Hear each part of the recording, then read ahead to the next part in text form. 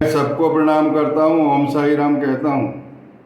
साईं जीवनी का 40वां अध्याय का पोथी वाचन हो रहा है और जो इसे प्रेम पूर्वक विश्वास पूर्वक सुनेगा उसके घर बाबा अवश्य पधारेंगे। श्री सच्चिदानंद सद्गुरु साईनाथ महाराज की जय। श्री गणेशाय नमः। श्री सीतारामचंद्राय नमः। श्री सद्गुरु साईनाथाय नमः। श्री साई सच्चरित हिंदी अध्याय 40। श्री साईं बाबा की कथाएं। पहला है श्री बेबी देव की माता के उद्यापन समारोह में सम्मिलित होना और इसके पश्चात दूसरा है हेमानपत के यहाँ सहभोज में चित्र के रूप में प्रकट होना। इस अध्याय में केवल 2 ही कथाओं का वर्णन है। पहला, बाबा किस प्रकार श्रीमान देव की माँ के यहाँ उद्यापन में सम्मिलित हुए, और दूसरा, बाबा किस प्रकार होली के त्योहार के भोजन के समारोह के अवसर पर बांद्रा में हेमानपत के गृह पधारे। प्रस्तावना। श्री साईं समर्थ धन है जिनका नाम बड़ा सुंदर है। वे सांसारिक और आध्यात्मिक दोनों ही विषयों में भक्तों को उपदेश देते हैं और भक्तों को अपना जीवन ध्येय प्राप्त करने में सहायता प्रदान कर उन्हें अपनी शक्ति प्रदान करते हैं। वे भेदभाव की भावना को नष्ट करें, उन्हें अप्राप्त वस्तु की प्राप्ति कराते हैं। भक्त लोग साईं के चरणों पर भक्ति पूर्वक गिरते हैं और श्री साईं बाबा भी भेदभाव रहित होकर प्रेम पूर्वक भक्तों से प्रेम करते हैं, उन्हें हृदय से लगाते हैं। वे भक्तगणों में ऐसे सम्मिलित हो जाते हैं जैसे वर्षा ऋतु में जल नदियों से मिलता है तथा उन्हें अपनी शक्ति और मान देता है। श्रीमती बीबी देव का उद्यापन उत्सव। श्री बीबी देव ढाणू जिला ठाणे में मामलतदार थे। उनकी माता ने लगभग 25-30 व्रत लिए थे, इसीलिए अब उनका उद्यापन करना आवश्यक था। उद्यापन के साथ साथ 100-200 ब्राह्मणों का भोजन भी होने वाला था। श्री देव ने एक तिथि निश्चित कर बापू साहब जोग को एक पत्र शिरडी भेजा। उसमें उन्होंने लिखा था कि तुम मेरी ओर से श्री साईं बाबा को उद्यापन और भोजन में सम्मिलित होने का निमंत्रण दे देना और उनसे प्रार्थना करना कि उनकी अनुपस्थिति में मेरा यह उत्सव पूर्ण ही रहेगा। मुझे पूर्ण आशा है कि वे अवश्य ढाणू पधार कर इस दास को कृतार्थ करेंगे। बापू साहब जोग ने बाबा को वह प्रेम पूर्वक पत्र पढ़कर सुनाया। उन्होंने उसे ध्यान पूर्वक सुना और शुद्ध हृदय से प्रेषित निमंत्रण जानकर वे कहने लगे, जो मेरा नाम स्मरण करता है उसका मुझे सदैव ही ध्यान रहता है। मुझे यात्रा के लिए कोई भी साधन, गाड़ी, तांगा या विमान की आवश्यकता नहीं है। मुझे तो जो प्रेम पूर्वक पुकारता है मैं उसके सम्मुख अविलंब सहायता प्रकट हो जाता हूँ। उसे एक सुखद पत्र लिखकर भेज दो। मैं और 2 व्यक्ति साथ में अवश्य आऊँगा। जो कुछ बाबा ने कहा था जोग ने श्री देव को पत्र में लिखकर भेज दिया। पत्र पढ़कर श्री बीबी देव को बड़ी प्रसन्नता हुई, परंतु उन्हें ज्ञात था कि बाबा केवल रहाता, रुई और नीमगांव के अतिरिक्त और कहीं नहीं जाते हैं। फिर उन्हें विचार आया क्या उनके लिए कहीं जाना संभव है। उनकी जीवनी अपार चमत्कारों से भरी हुई है। वे तो सर्वव्यापी हैं। वे किसी भी वेश में अनायास ही प्रकट होकर अपना वचन पूर्ण कर सकते हैं। उद्यापन के कुछ दिन पूर्व एक सन्यासी ढाणू स्टेशन पर उतरा, जो बंगाली सन्यासियों के समान वेशभूषा धारण किए हुए था। दूर से देखने में ऐसा प्रतीत होता है कि वह गौरक्षा संस्था का स्वयं सेवक है। वह सीधा स्टेशन मास्टर के पास आया और उनसे चंदे के लिए निवेदन करने लगा। स्टेशन मास्टर ने उन्हें सलाह दी कि तुम यहाँ के मामलेदार के पास जाओ और उनकी सहायता से ही तुम यथेष्ट चंदा प्राप्त कर सकोगे। ठीक उसी समय मामलेदार भी वहां पहुंच गए। तब स्टेशन मास्टर ने सन्यासी का परिचय उनसे कराया और वे दोनों स्टेशन के प्लेटफार्म पर बैठकर वार्तालाप करते रहे।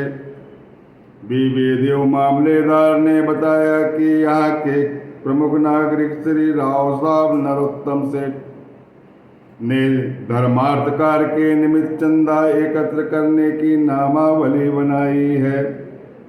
अतः अब एक और दूसरी नामावली बनाना कुछ उचित सा प्रतीत नहीं होता। इसीलिए श्रेष्ठ कर यही होगा कि आप 2-4 माह के पश्चात पुनः यहाँ दर्शन दें। यह सुनकर सन्यासी वहां से चला गया और 1 माह पश्चात श्री देव के घर सामने तांगे से उतरा। तब उसे देखकर देव ने मन ही मन सोचा कि यह चंदा मांगने वाला सन्यासी है। उसने श्री देव को कार्य व्यस्त देखकर उनसे कहा, श्रीमान, मैं चंदे के निमित्त नहीं, मैं आपके यहाँ भोजन करने आया हूँ।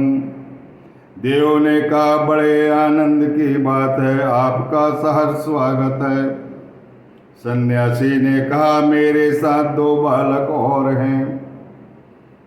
फिर भी देव ने कहा, तो कृपया उन्हें भी साथ में ले आइए। भोजन में अभी 2 घंटे का विलंब था, इसीलिए श्री बीबी देव ने पूछा, यदि आज्ञा हो तो मैं किसी को बुलाने भेज देता हूँ। सन्यासी कहने लगा, आप चिंता ना करें, मैं निश्चित समय पर उपस्थित हो जाऊंगा। देव ने उनसे दोपहर में पधारने की प्रार्थना की, पर समझ नहीं पाया ये साईं बाबा थे और उनके साथ 2 भक्त थे। ठीक 12 बजे दोपहर को तीनों वहाँ पहुँचे और भोज में सम्मिलित होकर भोजन करके वहाँ से चले गए। जैसे ही उत्सव समाप्त होने पर देव ने बापू साहब जोग को पत्र में उलाहना देते हुए बाबा पर वचन भंग करने का आरोप लगाया। जोग वह पत्र लेकर बाबा के पास गए, परंतु पत्र पढ़ने के पूर्व ही बाबा उनसे कहने लगे, अरे मैंने वहाँ जाने का वचन दिया था तो मैंने उसे धोखा नहीं दिया। उसे लिखकर सूचित करो कि मैं अन्य 2 व्यक्ति के साथ अपने वचनानुसार भोजन में उपस्थित था, परंतु जब वह मुझे पहचान ही नहीं सका तब निमंत्रण देने का उसने कष्ट क्यों उठाया था। उसे लिखो कि उसने सोचा होगा कि वह सन्यासी चंदा मांगने आया है, परंतु क्या मैंने उनका संदेह दूर नहीं किया। 2 व्यक्तियों के साथ भोजन के लिए आऊँगा और क्या वे त्रिमूर्तियाँ ठीक समय पर भोजन में सम्मिलित नहीं हुई।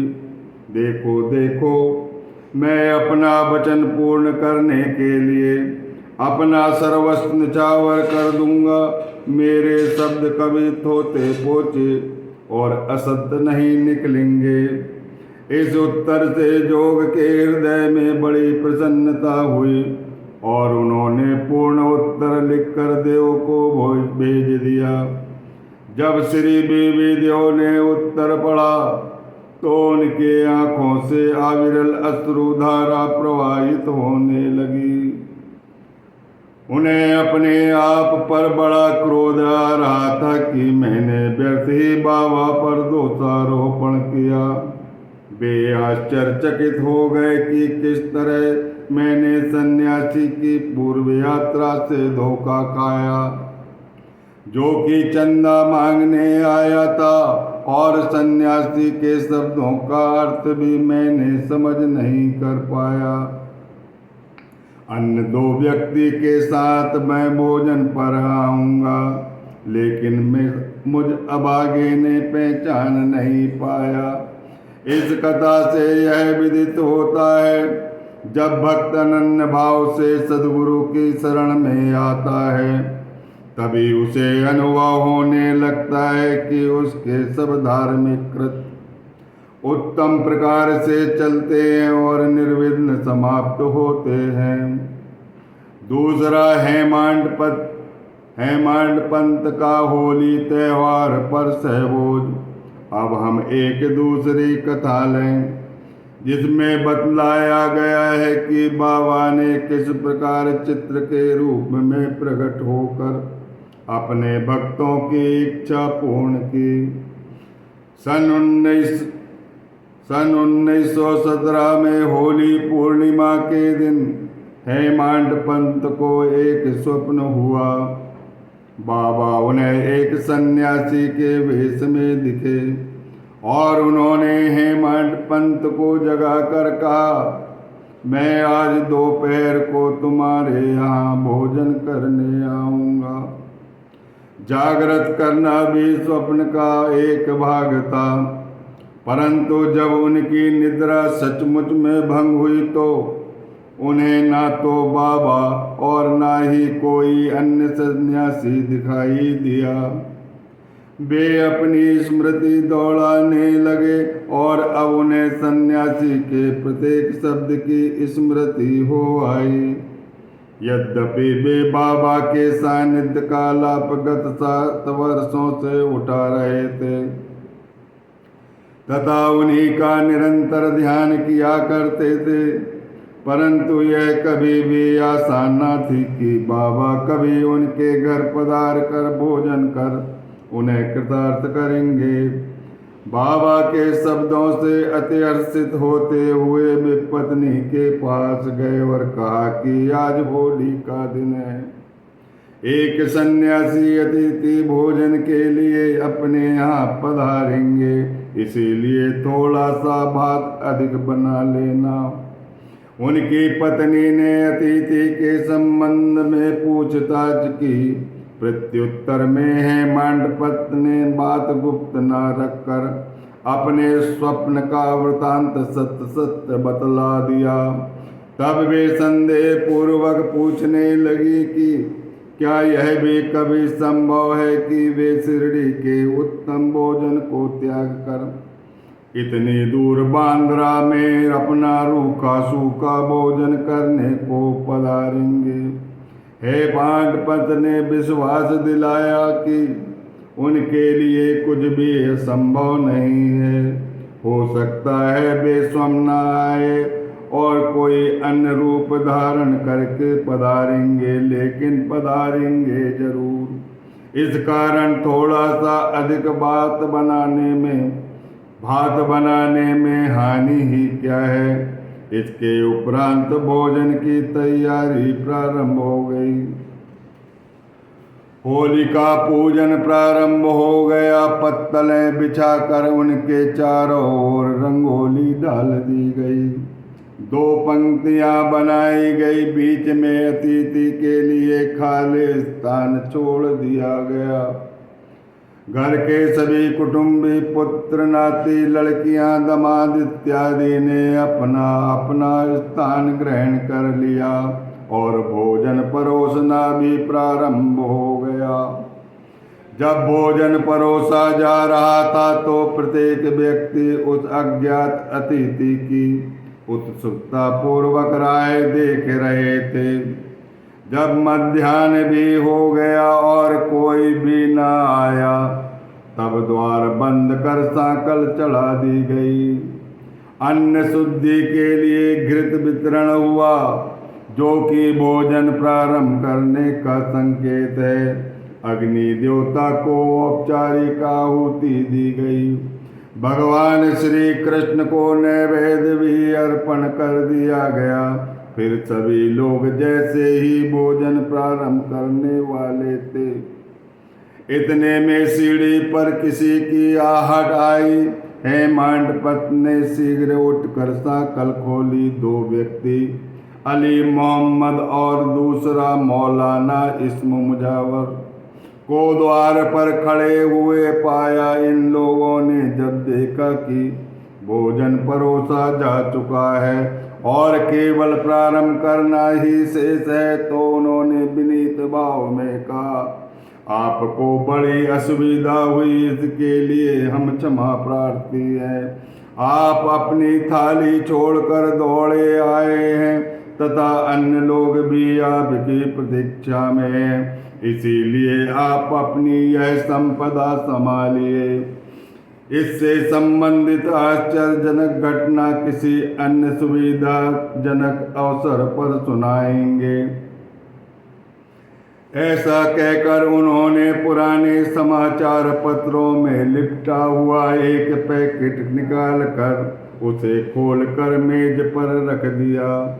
कागज के आवरण को ज्यों ही हेमंत पंत ने हटाया तो उन्हें बाबा का एक बड़ा सुंदर चित्र देखकर महान आश्चर्य हुआ।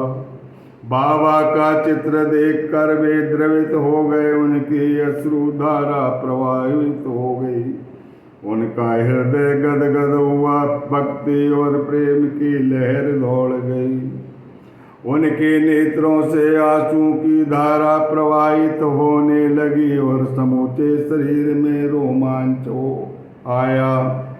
उनका मस्तक बाबा के सिर चरणों पर झुक गया।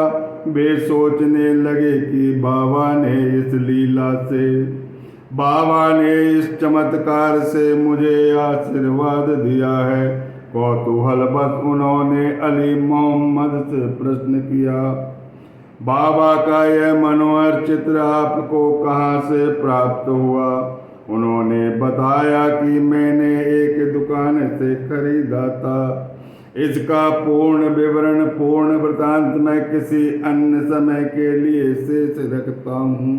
कृपया आप भोजन कर लीजिए, क्योंकि सभी आपकी प्रतीक्षा कर रहे हैं।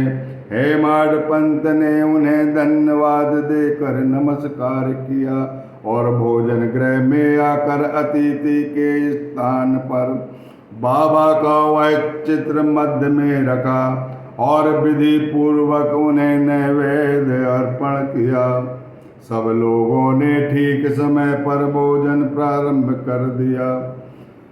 चित्र में बाबा का सुंदर मनोहर रूप देखकर प्रत्येक व्यक्ति को बड़ी प्रसन्नता हुई और इस घटना पर बड़ा आश्चर्य भी हुआ, बड़ा चमत्कार हुआ। यह सब कैसे घटित हुआ?